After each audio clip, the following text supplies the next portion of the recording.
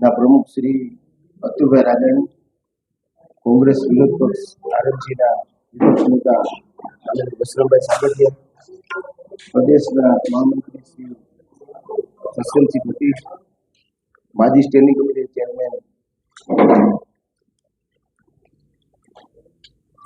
મેઘજીભાઈ રાઠોડ, આજે ગુજરાત રાજ્યમાં અને પત્રકાર મિત્રો આપનું શહેર કોંગ્રેસ સમિતિમાં સ્વાગત છે. આજની જે પ્રેસ કોન્ફરન્સ છે એમાં ગુજરાત રાજ્યની સાંપ્રદાયિક પરિસ્થિતિમાં રોજ બરોજ નકલીનું સામ્રાજ્ય છે, તેના માટે આજે પ્રમુખશ્રીએ પ્રેસ કોન્ફરન્સ બોલાવી છે અને હવે એમને વિનંતી કરું કે અતુલભાઈ આ વિશે આગળ બધી વાત કરશે. પહેલા તો સૌ પ્રથમ સોશિયલ મીડિયા અને પ્રેસ મીડિયાનું આવકારી છું અને ગાંધીજી અને સરદારનું ગુજરાતની ગરિમા, ગુજરાત રાજ્યના નબળા વહીવટના કારણે ભારત દેશ બદનામ થઈ રહ્યું છે, જેનું કારણ અને રાજ્યના તમામ વિભાગ નકલી અધિકારી પકડાય છે. સરકારમાં પીએમ અને સીએમ વારવાર કહેતા હોય છે કે વિરોધ પક્ષના કોઈ સારા સૂચન હોય તો અમે કરવા તૈયાર છીએ.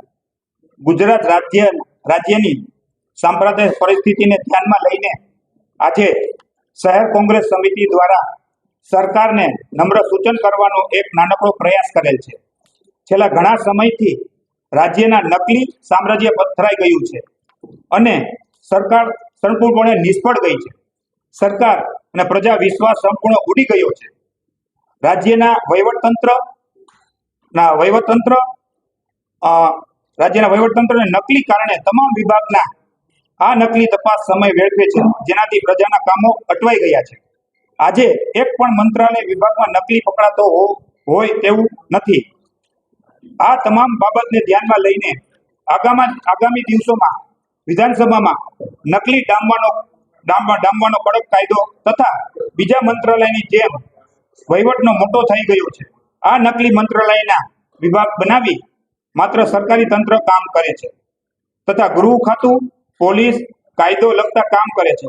મહિલા બાળ વિકાસ તેમ માત્ર મહિલા અને બાળકોને લગતું કામ કરે છે.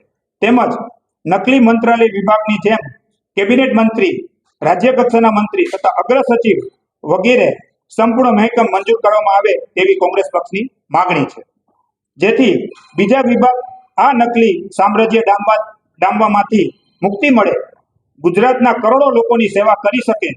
ભવિષ્યમાં અમે ઇનામ પણ જાહેર કરીશું અને ગુજરાત રાજ્યની કયું મંત્રાલય નકલીમાંથી મુક્તિ રહ્યું છે એમાં ખાસ કરીને ગુજરાતની અંદર તમામ નકલી પકડાઈ રહી છે, જેમાં ટોલ નાકું હોય, શિક્ષણ હોય, કોર્ટ હોય, ડુપ્લિકેટ પોલીસ હોય, તમામ નકલી છે. એટલે અમારી કોંગ્રેસ પક્ષની માગણી છે વધારાનું એક મંત્રાલય ખોલવામાં આવે એવી અમારી માગણી છે.